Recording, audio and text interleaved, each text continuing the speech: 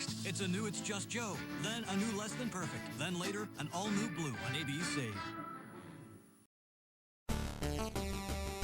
Yeah, what's good? It's just Joe here, back with another video, and today we will be discussing great shows that had bad seasons. Now, this could be final seasons, this could be one random season, it could be first season, or it could be a season spree that kind of derails the whole show altogether, which of course is the best one. And this could be live action, animated, or even reality based, so there's of course a fuck ton of shows to get through, so I might make a part 2 to this video eventually. And of course, this video is supposed to be completely subjective. If you like any of these seasons, then that's great. Let me know in the comments below if you disagree with me and anything like this. I'm open, I'm all ears. But anyways, let's get into the video.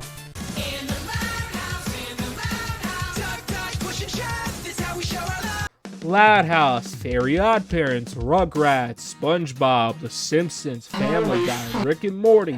7 shows that people consistently mention on having gone downhill fast, even though I like the new SpongeBob episodes, and they definitely had an increase in quality compared to, say, like 2012. I also don't hate the new Family Guy at all, but I definitely do understand why some would hate it. The other 5 are justified, but are talked about a shitload of times. I don't think I have anything to say to add to that. But yeah, they all blend in together, honestly. Writing got worse, characters got more flannerized, and went on for too long. What? There are all the same complaints. And now I think the answer is plain to see. I wanna be famous. Now, did I make this video to finally talk about the inconsistent quality of Total Drama without having to produce a short video so the algorithm would have been great? Yes! But, anyways, Total Drama probably has the most inconsistent quality when it comes to season. After a fantastic first season with great characters, storylines, and a great winner in Owen, or Gwen depending on what country you live in, although I'm pretty sure it is canon now that Owen won the season, there was Total Drama Action, which is considered to be the show's first low point, as while Total Drama Action is not terrible in the slightest. Hell, none of the seasons are downright terrible, but Total Drama Action was meh. Now, to give it credit, there are some great qualities to the season, such as doing a better job at showcasing previously not focused on characters, such as Justin, Harold, and of course the season's runner-up / winner in Beth, as well as Total Drama Aftermatch, which I do think had potential and would love to have it come back at some point. But there's still a number of flaws in this season. For example, while I do understand why the Gen 1 cast got cut in half, having omissions like Cody is kind of crazy. Although it's most likely the best that he was omitted, as the amount of characters that got flannerized hard this season is crazy. A lot of characters such as Courtney, Duncan, Lashana, and even Jeff and Bridget were really unlikable this season. For example, in Bridget and Jeff's only episode, the whole joke for the entire length of the episode is that Jeff and Bridget has a makeout sesh. Oh, okay? This was also the season when Owen came back for no reason. Genuinely though, for no reason. And yes, I know there was a reason, because Chris hired him back to be a villain, but like, I don't see anything that comes from this. Because you know without a shadow that Owen was not going to follow through on that. Also, it was late as shit into the season. Like, I don't know how to emphasize this enough. They brought him back for no reason other than he was probably the most popular male character on the show. And while you could argue that they also brought back Eva and Izzy in Total Drama Island, I would argue that they did a much better job at showcasing both of them. Also, to the folks at Total Drama, if you're gonna have anyone make a return for a season, please bring back Eva. The fact that she competes only in one season is crazy, because I see the character having way more potential than she's given. Anyways, back to Total Drama Action. Not a lot of the characters were likable this season. Even Chris was starting to have his worst tendencies shown this season. Also, Gwen and Trent's breakup this season, as a result of executive meddling by the way, which started the gradual derailment of Gwen's character and the immediate derailment of Trent's character, because why the fuck was he obsessed with the number 9 all of a sudden? Overall, while this season is not terrible in the slightest, it was definitely a downgrade from Island. However, they bounced back so crazy with World Tour, which is generally an all-timer of a season. Like, holy shit, I know a fuck ton of people have expressed their feelings about that GOAT of a season, but seriously, it's super good. Go watch it if you can. Then came Revenge for the Island, and even with the brand new cast, it somehow delivered an entertaining season with some great characters such as Mike, Zoe, and Scott. Then came... No! Total Drama All-Stars, what many fans consider to be the worst season in the franchise's history. Now, what went wrong to cause this season to be super despised among the fan base? Well, there's multiple factors. First, the concept itself. Why the fuck would you do All-Stars concept now when out of the 4 seasons, 3 of them have the same cast only with the addition of 3 more characters? Well, 2 in Blaney, who, hot take, I don't really care for. But anyways, like I said, there was only 1 season that had a new cast, and even still, that season had a short episode length, meaning that the people would not be as invested with the new cast as did the old cast. And it's such a shame that this concept was rushed out and ultimately failed, especially with how much potential the concept had. And had they done the concept after Pocket 2 Island, the Redonkulous Race, or hell, even after the reboot, it would have been so much better with more cast members to choose from and more interaction to get with all of these generations. Well, that's not all the issues of casting, as even with the limited cast, there were some really glaring omissions in casting. The most notable omission is Owen being missing, which makes no sense since arguably the most recognizable Total Drama male competitor is Owen, so him being missing is kind of crazy. Allegedly, he was, in fact, one of the 4 people who was considered to be an All-Stars, as himself, Cody, Brick, and Anne-Marie was replaced by Sam and Gwen, with the cast being cut down to 14.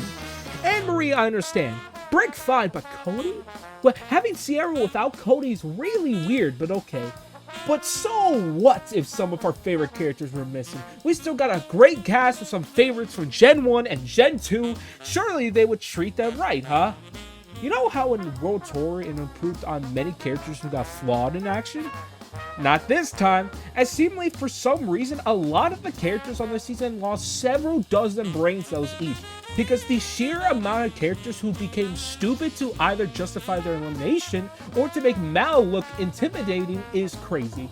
Even the smartest of smartest protagonists like Scott, Alejandro, and Heather made shockingly out of character stupid decisions, which costed them at the end. And of course, we can't talk about Character Massacre without talking about Courtney's immediate downfall, because genuinely in the first few episodes, she seemed to be back to her island personality of someone who could be controlling, however still cared for people and generally was a decent person, and even tried to mend fences with Gwen after the big love triangle situation in World Tour. However, it all came crashing down with Sunday, Monday, Sunday, which is, by the way, called by most people as the single worst episode in Total Drama because of how it derailed Courtney's character to make her an ass again, and also just completely dropped the Gwen and Courtney story, which, by the way, I would love to point out was supposed to be the motive behind Courtney's return. They also flannerized the shit out of the likes of Sierra and especially Lindsay, who basically turns into post-season 1 Cat Valentine from Victorious. Duncan became less of a badass and more self-conscious about himself. Sam basically became Owen 2.0. Gwen continued a derailment as the character, especially her feelings towards Duncan. Legit, no character was safe. This season was also the Mouse season, who again started off promising, but then gradually got less and less good, just doing stuff with no real payoff, before he was defeated by just pushing a fucking button. What about the interactions, however? I mean, the benefit of an all-star season is seeing the characters from different seasons interact with each other and have real potential for interesting storylines and feuds, except not really. For the most part, all the stories in this season have them just sticking to their cliques with the old gen and the new gen. The only real examples of crossed over storylines was Sierra now obsessing over Cameron, which was not great, and Courtney hooking up with Scott, which had potential if not for that. Maybe the season could be salvaged itself with the finale, except no, it fucking doesn't, because this finale only had 4 people competing because the rest were legit trapped in balloons and fucking flew away. And the winners in the form of Mike or Zoe being both very much really predictable. Now, I am not upset at All Stars for what it is, although undoubtedly the weakest season. But it's a fucking shame for what it could have been. Had it been done just a few seasons later, I feel like it could have been way better. It's a damn shame that we're most likely not getting another All-Star season because of this season's failure. They did somewhat improve Pakatu Island, but even that is very divisive because the one-dimensional gimmicky characters, as well as the emphasis of toilet humor and some very big missed opportunities like Sammy's solo run. Also introducing Sugar, which I don't know if you can tell, but I really hate Sugar because she's really the worst of both worlds in terms of toilet humor and just gimmicky characters. Ridiculous Race being the season where it came back to form, and yes, I know that it's technically a spin-off, but I don't really care. And the reboot seasons were good, if you don't account for that episode, and also for season 2 being very much weak. Stone at the builder refused. I am the visual, the inspiration that made ladies sing the blues. I'm the spark that makes your idea bright, the same spark that lights the dark so that you can know your left from your right. So after 3 seasons with great humor and social commentary on multiple issues, the 4th season saw a decline, mostly due to Aaron McGruder's, the creator, leaving the show in order to work on Black Jesus with Angela Nacelle taking over. And what was the result? Characters like Sarah turning to protagonists, characters getting removed from the show entirely like Ed the Third and Thunnificent due to the VAs leaving, Uncle Ruckus becoming really flanderized, Granddad getting a lot of the season focus, and the season's big story being that the Freeman and family being in debt after Granddad for some reason not noticing a very obvious scan. Overall, the show's writing had a massive decline, not helped by some of the VAs leaving. Apparently, some other VAs were also trying to leave at the same time too. You take the moon and you take the sun. You take everything that seems like fun. You stand up and then you're done. Rattle, rattle, rattle, rattle, rattle. Now, this is a strange case, as the show would hit its peak in its first season, as while season 2 was still good, it definitely was slightly weaker than season 1, but things didn't get nearly as bad as season 3, as Chowder almost became the Paul Tibet era version of SpongeBob in the way he was dim-witted and always loud this season. This season also became much more mean-spirited and dull, as it's clear that the writers kind of ran out of ideas by this point. It's also where the fourth wall breaks also became used way too much, and the series finale is really divisive among people, although I personally didn't really hate it. Young Danny Fenton, he was just 14 when his parents built a very strange machine. It was designed to view a world unseen. He's gonna catch 'em all 'cause he's Danny Fenton. Now, this is a unique case, as it came down to executive meddling that ultimately screwed Danny Phantom in its 3rd season, as not only did Nick order for season 3 to be the series finale, but also fired all of the original writers from the first 2 seasons, and only gave the show 12 episodes for the season. As a result, the writing became duller, the villains of the season were thought out and was very dull, Danny and Sam finally getting into a relationship just felt rushed. Actually, overall, the season as a whole felt really rushed out, concluded with not a great finale, which also suffered from being rushed and also making Danny's friends look like assholes for turning on him just because he didn't have his powers anymore.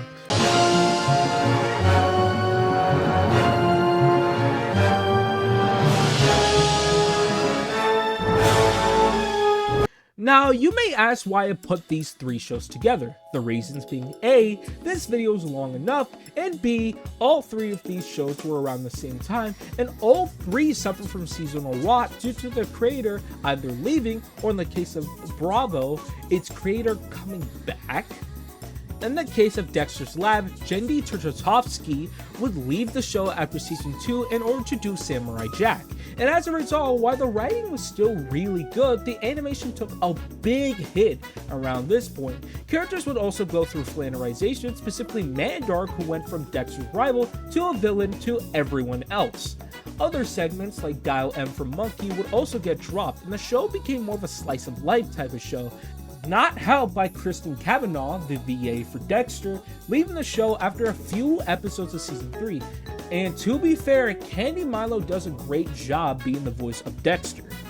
Johnny Bravo's case is actually the opposite effect, as it was only after creator Van Hartable came back that the show began to suffer, as the fourth and final season really suffered hard with characters like Carl and Pops being put on the sideline, characters being really one-dimensional, the comedy being worse, episodes dragged on and on as they extend the runtime, and guest stars being more frequent this season, especially in the finale that also starred Shaq. What didn't help was that by this point, writers such as Butch Hartman and Seth MacFarlane had left the show around this point, which could explain the decline. Lastly, we had the Powerpuff Girls, as after the movie, Craig McCracken left the show in order to make Foster's Home, and thus Chris Savino, who also was part of the final 2 seasons of Dexter's Lab, was brought in, and it was a really big dip in quality, as many characters like the Mayor became flanderized. There's more gross out and toilet humor in these seasons, all topped out with the infamous Sunscream episode, which I will not be showing on screen because holy fuck, it is hard to watch.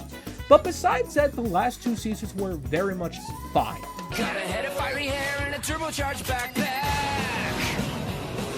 The genius sisters use him like a lab rat. Yes, there was a period where Johnny Test was actually pretty decent, as season 1 was actually pretty good in terms of animation, being cell animated, and writing. However, it changed when after season 1 they changed production from Warner Bros. Animation to Cookie Jar Entertainment, which would not only cause the animation to switch from traditional Flash animation, but also have the entire production team replaced. Seasons 2 and 3 weren't actually bad, as the writing was still decent. Then came season 4, as this is when shit started hitting the fan huge, and this is why Johnny Test got the notorious reputation that it has. The animation somehow got worse this season. They overused the shit out of sound effects, especially that sound effect. The characters got flanderized to the point where they were most unlikable now, and the OG series never truly recovered, as it didn't take until a Netflix reboot where the show started to come back into form. Although the Netflix reboot didn't have the American Idiot knockoff theme in the intro, so fuck it.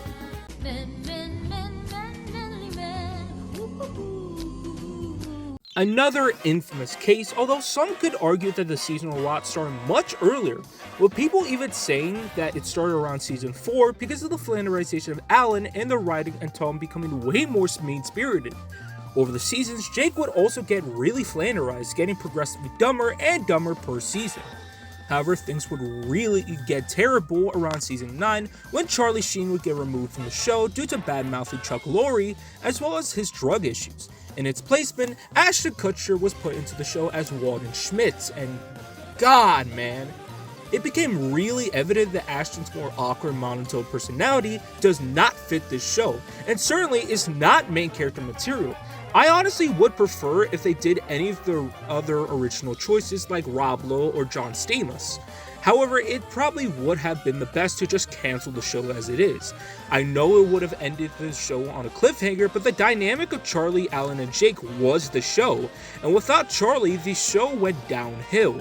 However, that wasn't the only issue with the season. What did not help the show was the fact that around this time, Chuck Lorre was putting his focus on his new big show, The Big Bang Theory. So thus, as a result, the writing took a sharp decline, as flanderization would get to a point where the only character that stayed the same was Berta, as Alan and Jake continued to spiral, with Alan continuing to act more immature, and Jake would get stupider and also smoke a lot of pot this season. Rose turns into a dick this season, and Lindsay became even more crazier. There was also an emphasis on toilet humor on this season, which did not help matters. The ratings plummeted so hard that it actually changed from its top slot at 9 p.m. Monday slot to play second fiddle to The Big Bang Theory in a 30 Thursday. Season 10 would see a bit of improvement in writing, going from, well, the toilet humor to just a diet Big Bang Theory with 2.5 Men characters in it. Which, to be fair, did fill Walden's character better, but it is not 2.5 Men. And of course, this was the season where Jake would gradually appear less and less before leaving after trashing the show publicly due to his religious beliefs really growing at that period. Although he has since mended fences with Lorre and the cast and did come back for the finale, which meant that out of the 3, Alan is the only main character who stuck around for the series. Then in season 11, they pivoted to Charlie's daughter joining the house simply because she was Charlie's daughter, as well as the show going completely batshit with its writing as fourth wall breaks and constant references to Charlie Sheen kept coming in hard. Then came the final season, where all logic went out the window, as not only did Charlie's daughter barely make any appearances in the last season, but of course it had most likely the worst TV sitcom ending, or hell, worst ending period in TV history, capped off by Charlie's back being shown for a final time before getting hit with the piano, with Chuck Lorre saying, "Winning." This actually pisses me off because I really like this show. I feel like it's overhated at times. These run of seasons though, holy fuck. If they just simply canceled the show after season 8, sure it would have ended on a cliffhanger, but at least they could have kept their fucking dignity.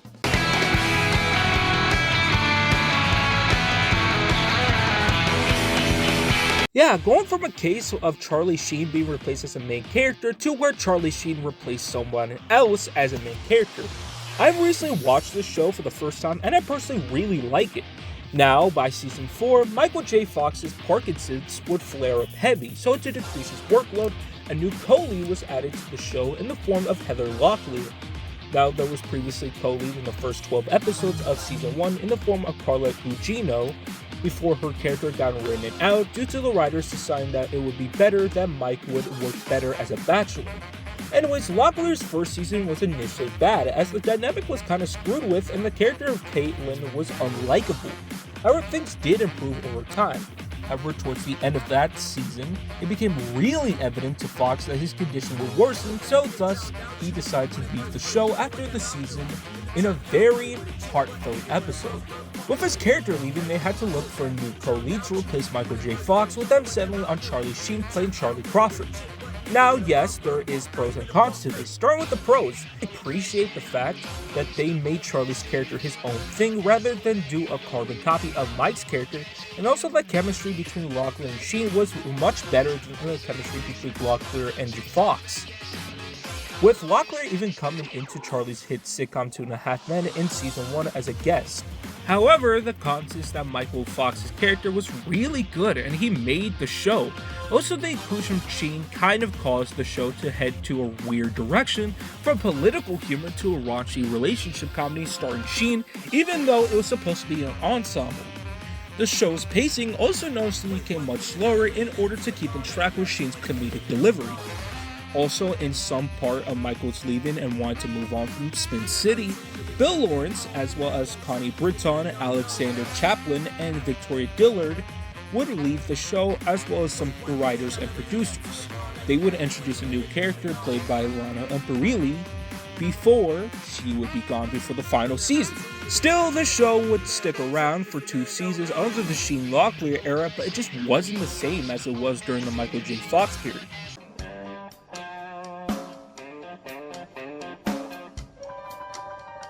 Now, this one is really sad. 8 Simple Rules started off as a really promising show, centering on Katie Siegel and John Ritter, as well as being a launching pad for people like Kaylee Cuoco. And the show was quickly growing to be a smash hit due to its great chemistry with its cast. With that mostly being because they were apparently super friendly with each other backstage, being sort of a family due to how super close they were, especially when John Ritter was around, as John Ritter was really nice and sweet both off and on screen. And it was rapidly growing in ABC to the point where it got renewed for season 2. However, tragedy struck, as while in rehearsals for the 4th episode of season 2, Ritter would all of a sudden collapse on set, with him being rushed to the hospital for emergency surgery. However, it was too late, as Ritter would die of an aortic dissection later that day, and the cast and crew were absolutely devastated, as not only was he a great actor, but also an even better person behind the scenes. The show would go on hiatus, and while on a hiatus, Michael Eisner proposed a story where Paul's widow would discover that she was pregnant and would have the baby in order to boost ratings during sweeps week. The crew, of course, rejected that with swift effect, and rightfully called out the idea for being disgusting and tasteless. Just want to put that there to say, fuck you, Michael Eisner. Of course, they were still under contract, so they had to eventually finish the rest of season 2, which began with a very emotional 1-hour goodbye episode genuinely it's really sad, and eventually they would try bringing in both veteran actor James Gardner and David Spade into the mix, but it just wasn't the same. I know I've said this already, but Ritter really was the vessel to the show. The ratings suffered, the show didn't feel nearly alive as it previously did, and it looked like they were about to end on a very sad note. Except, no! As for some inexplicable reason, shocking everyone, 8 Simple Rules was given a 3rd season. Why? Well, partially it was because the cast and crew still wanted to see each other due to just how close they were, and also partially due to ABC needing the show to save its dying TGIF block from the 2004 season. As for every video recently, I have an obligatory mention of the shitty early 2000s TGIF revival block. I swear I'm not doing it on purpose, trust me please. But yeah, to be fair, the season did try to do something different by having the main story being the characters growing up, and it was generally more down to earth than the previous seasons. But yeah, why would you revive it when you know that it's not going to work? I mean, all the warning signs were there, but they persisted with it anyways, and what do you think happened? The show suffered hard in the ratings with the combination of Ritter's passing as well as being on the Friday Night Death Slide, and the show was mercifully put to an end on a cliffhanger.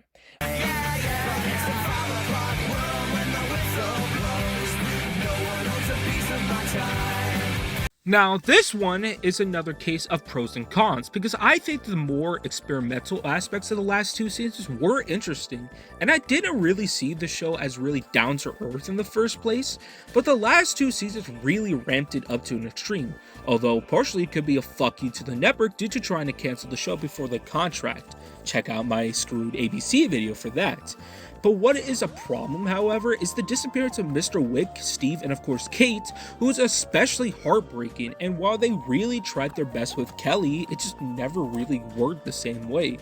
What did not help was the fact that they got rid of the live studio audiences, and the laugh track was dubbed in.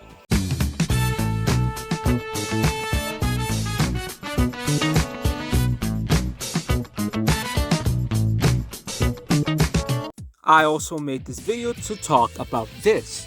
Now, I've always loved Hell's Kitchen for years. I ain't Flip Masters or Eternal Opossum, so I haven't really talked about it, but I really like this show. With that being said, there's a reason why the Golden Age ended in Season 7, even though, hot take, Season 7 was not good minus a few people like Jason and Salvatore. While Season 8 is very entertaining, it is seen as the least talented cast in the show's history, as well as a lot of infighting between the teams, and it produced the worst runner-up and the weakest winner ever. Season 9 had a crazy amount of infighting, especially in the red team, as it also has Elise. No other explanation, it has Elise. Season 10 also had a shit ton of infighting on the red team and the bullying of Barbie to the extent that some accused the red team of being racist, which I personally don't think is the case, but I do see why someone would make that argument. It also had a blue team sucking in services, with them only winning once, and also had Tiffany. Again, no explanation, they just have Tiffany. There's also multiple cliffhanger episodes on this season, although it did produce a legendary winner with Christina Wilson. Then there is Season 11, which ramped up the cliffhanger episodes, had way too many bland personalities, had probably the worst blue team talent-wise, people like Anthony being eliminated in favor of Zach in order to fit the narrative for the season, and not only was the winner in the form of Janelle super bland, but she didn't even get the win due to being positive for that white snow powder. The next 3 seasons did have improvements, then came Season 15, which was back to being not great talent-wise, as well as having strong contenders like Joe and Hassan have drastic downfalls, causing them to be eliminated really early. Also, the winner in the form of Ariel being very divisive due to her being seen as a bit of a villain on the show.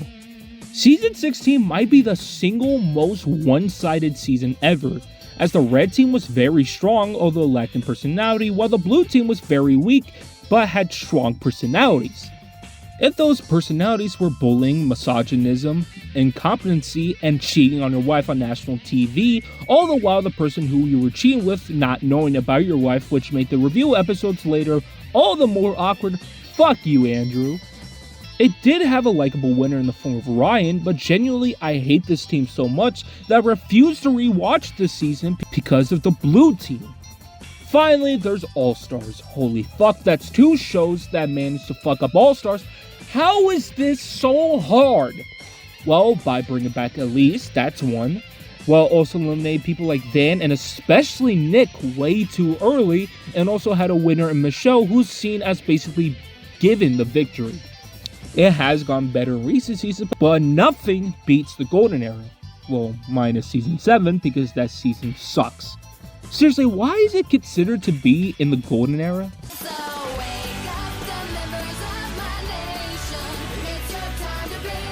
iCarly's kind of crazy in the way that it had a meh first season. However, it would see improvements in season 2, such as having Freddie be a more mature and well-rounded character, previous used jokes to being discontinued with fresher ones, and the plots improving while feeling more mature, with season 3 expanding on that even further. Then it started going downhill in season 4, as the decision to make Gibby a main cast member is divisive among people. Also, the Sam and Freddie shipping arc was very weird and forced. Now, what caused this decrease in quality? It's simple. In a similar case to 2.5 Men, the creator, who I physically can't say the name of without vomiting all over my monitor, focusing his whole attention on making Victorious with both of the same production company and the showrunner, on top of the limited resources, which meant that it couldn't be filmed at the same time, which led to a significant gap between iCarly episodes. They also, more often than not, saved the best writing material and ideas for Victorious at that point. They would also heavily market and push Victorious more than iCarly. This favoritism could be exemplified by the iParty with Victorious crossover. Amazing crossover, right? Well, yeah, for some reason, despite the main plot mostly being Victorious, they would still take 3 episodes worth of iCarly budget for it. Then came season 5, where the show hit an all-time low, with the ratings also hitting an all-time low. The SETI arc and the focus on Victorious tanked the ratings hard, with I Love You, which was supposed to be the finale of the arc, being the second lowest rated episode ever. What was the first? Well, it took place in the final season, which began with April Fools, which is a bizarre episode that had no story attached to it. They also had a One Direction guest episode, which somehow only hit 4 million viewers. When fucking One Direction can get you great ratings, there is a huge problem. And while the quality did improve within the next couple of episodes, the ratings continued to plummet, with I Own a Restaurant being the worst rated in the show's history. The latter half of the season did see a bit of an improvement on ratings and quality, although it's mostly down to being the final episodes of the whole series.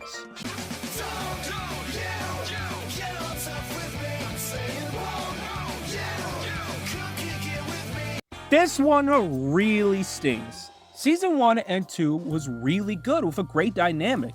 Then came season 3, which saw Eddie leaving the show, which is the result of Alex Christian Jones wanted to leave the show, which is commendable, but the fact that there was zero mention of Eddie after season 2 is crazy. Apparently, Milton was going to mention his disappearance in the second episode, but they edited that out of the episode and they went out of their way to make sure not to mention him ever again. Also, the characters would start to turn one-dimensional, such as Milton being a nerd, Jerry's being a troublemaker, etc. However, it did turn it around with a great finale for season 3, and it honestly should have been the series finale, and originally it was intending to be the series finale, as the network was currently going through negotiations with the show, which the show creators thought was about to be over, considering it took a long while. So they were getting all ready, they're gonna halt production there, they destroyed the OG set, Olivia Holt signed off to do I Didn't Do It, there were talks of making a Jack and Milton spinoff based on the Spyfall episodes. However, months later, after being in limbo for months and seemingly canceled, Disney executives decided, nah, the ratings are good still, we need to renew it for season 4. So shocking everyone, the show was renewed for season 4, and there were many issues. Not only did the issues that plagued season 3 continued, Kim wasn't in the cast anymore due to her commitments on I Didn't Do It, although she did appear for 2 guest appearances in the season. Also, they made all the remaining characters way more childish. Jack especially, who is supposed to be the main character, especially turns into unrootable in this season, especially since he becomes more egotistical and self-centered about himself. Even the likes of Rudy and Phil turned their immature levels to 11. Also, you could tell that the writers barely had any ideas on what plots to do that's centered around karate, since they barely do anything relating to karate this season. And also, they put emphasis on Joan this season, and hot take, I hate Joan already. She's way too over the top for my liking, so the last thing I needed was to put extra emphasis on a character I so dislike so bad because she's so over the top. Also, they had to completely switch to a new location. Why? Well, because they destroyed the set because they didn't know that they were getting renewed.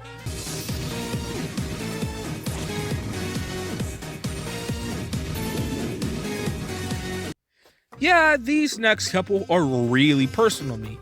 I love the show. Nay, dare I say, it's on my top 5 of my favorite shows of all time because it's such a childhood staple of mine. As someone who did prefer Disney XD to Disney Channel at that time, Lab Rats was the shits.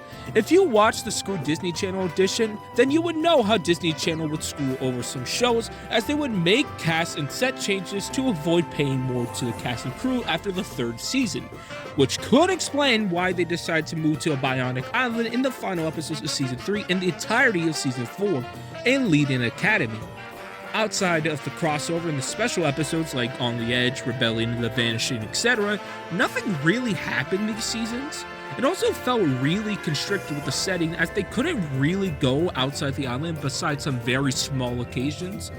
And the new characters they did try to push was Bob and Spin. And Spin only lasted like 3 episodes and Bob was really dumb. Still had some highlights and it ended in a good enough conclusion. Oh no, oh no, oh no! Yup. For some reason, despite Leo and Adam not being in it by this point, they decided, hey, let's combine Mighty Med, another good show, with Lab Rats to see what happens. Answer, it was not good. It was such an infamous disaster for Disney. It wasn't good for Lab Rats fans as Leo and Adam was gone despite being the 2 most likable characters on the show, and they were stuck with the other 2 who were much more unlikable. And it definitely wasn't good for Mighty Med fans, as in the very first episode it is revealed that the initial cliffhanger ending that the show had was just resolved and every character besides the main 3 were just gone and replaced with these new villains. It even appealed to new viewers since the characters either are unlikable or flanderized to be unlikable, and the writing took a steep, sharp decline. It was so bad that it was quickly canceled after only 15 episodes. On a cliffhanger no less, which things were so bad that not only did it kill both franchises, it has seemingly also killed all those action sitcom shows, period, with the only ones coming out being based on Marvel or Star Wars. This was so bad that it ended the genre with Disney.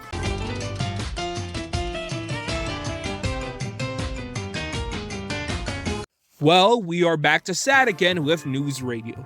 A show that had so much potential to be something great, starring Dave Foley, also including the likes of Phil Hartman, Joe Rogan, and Andy Dick. Stop appearing in the shows I love! Stop it! Well, I mean, he's definitely stopped now since he can't get anywhere in Hollywood, so... But yeah, NewsRadio. Unfortunately, as many people are aware, Phil Hartman sadly got unalived by his wife, Brynn, after the 4th season, which was just absolutely tragic. If you want to learn more about it, go check out Ray Williams Johnson's video on it, but I myself don't want to talk about the situation. But anyways, unlike 8 Simple Rules, this took place in between the 4th and 5th season, which gave them some leeway, and thus John Lovitz would join as Bill's replacement in the 5th season, due to being best friends with Hartman, with the creator Paul Sims telling Lovitz, I don't know what to tell you, you're his friend, it feels right, everybody in the cast wants you. Allegedly, however, Lovitz did not feel the love backstage. The cast didn't treat him well initially since they were still grieving over Hartman's death. They eventually stopped once getting called out, but there was still a problem in the form of Andy Dick. Yes, we're going there. Lovitz hates Andy Dick because Dick was allegedly the most responsible for starting Bryn's white powder addiction during a Christmas party, which was a factor to why Bryn unalived Hartman. Hey, did I mention that I really fucking hate Andy Dick? But anyways, they did not like each other backstage to the point that years later, when they crossed paths again, Lovitz infamously would smash Dick's head at a bar after drunken Andy would mock Lovitz about it. Now, with the combination of A, Lovitz's character not being anywhere close as great as Hartman's portrayal, and B, the death of Hartman and the constant screwing by the network, which, fun fact, did such things as changing the time slot 11 times across the 5 seasons, leading to the show's cancellation.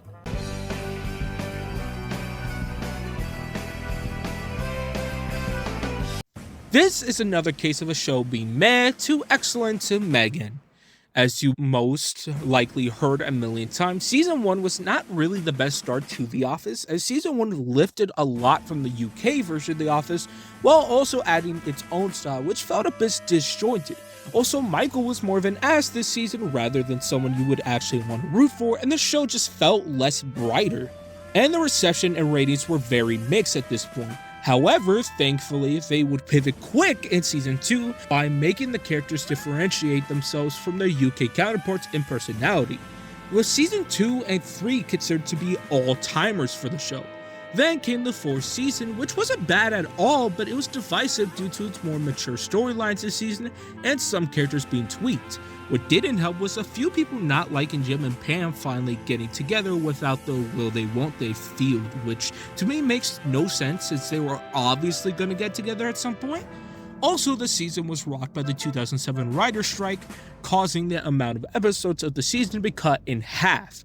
Season 5 was better as they went back to their more light-hearted tone, although it was at this point where the characters became one-dimensional. Season 6 onwards, oh boy, as that's when the plot lines became very meh, the characters were one-dimensional and flannerized, with the only really notable storylines being Jim and Pam's marriage and Michael leaving. Speaking of, Michael Scott leaving.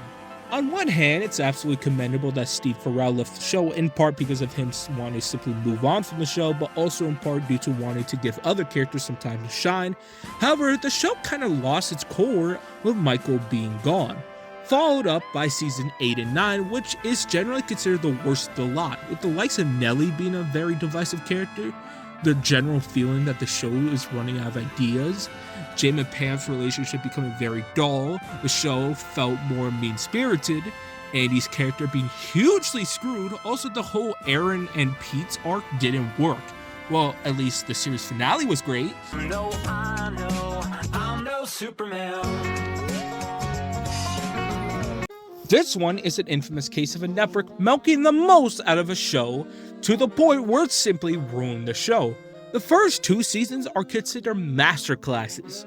Trying to learn new words here. And while Season 3 does get a bit of heat due to linearization of many characters, however, there still was amazing episodes attached to it. Same thing with Season 4 and through 5. However, to most people, there's no defending Season 6 through 7, as the show's humor turned sour, with a lot of tired, cheap, and quick jokes, with the plot lines just not hitting at all. Not helped by the executive medley and the 2007 WGA strike.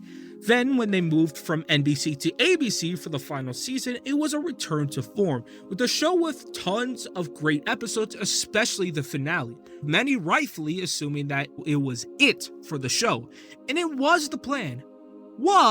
As due to a combination of 1, Scrubs giving ABC a big boost in ratings when they moved over there, and 2, no joke, the 2008 housing crisis with them now wanting to lose work, and thus while the creator worked on a spin-off for Scrubs called Scrubs Med School with the old cast mentoring new fresh faces.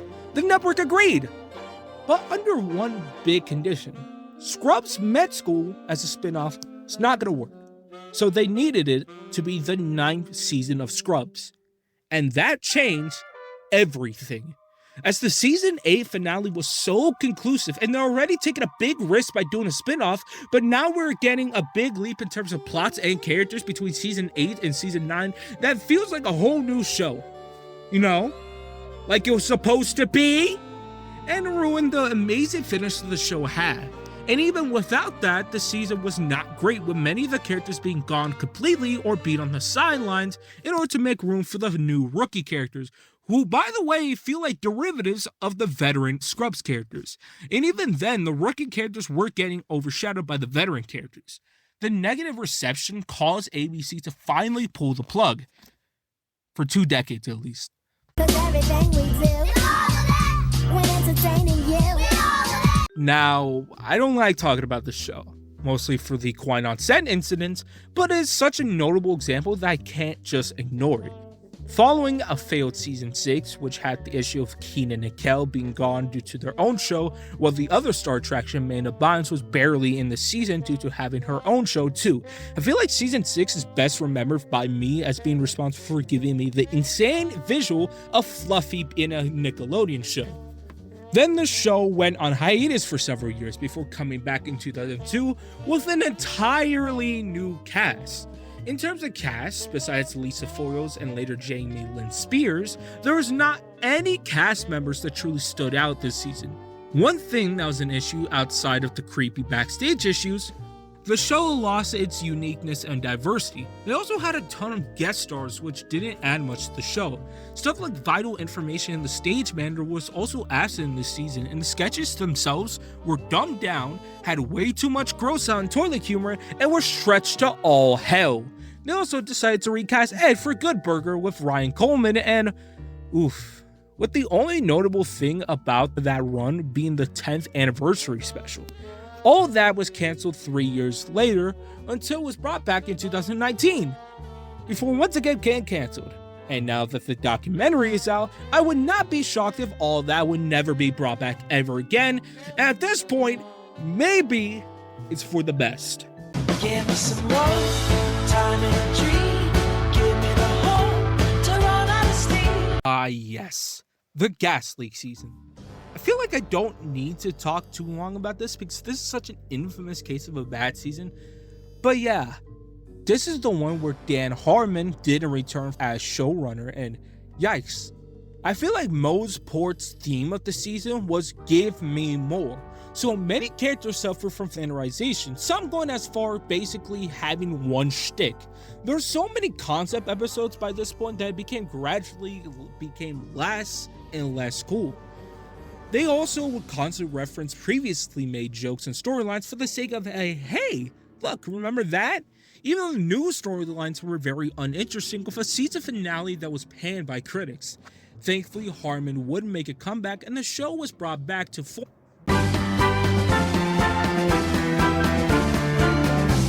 To cap off our very long list, we turn to an example of a show changed for the better.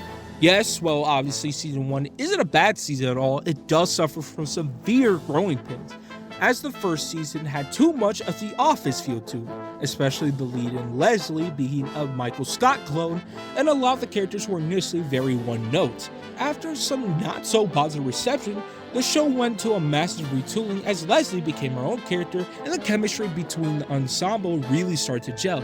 And Mark, who was a very uninteresting character in season 1, being slowly phased out, and it wasn't until season 3 with the introductions of both Ben and Chris that show hits in absolute peak, repairing the damage they did in its first season. Wow, this was a lot. Thank y'all for watching and for sticking around. And if there's any examples that I missed or that you disagree with, please let me know. I'm interested in hearing your guys' opinions. Anyways, that's all. Bye.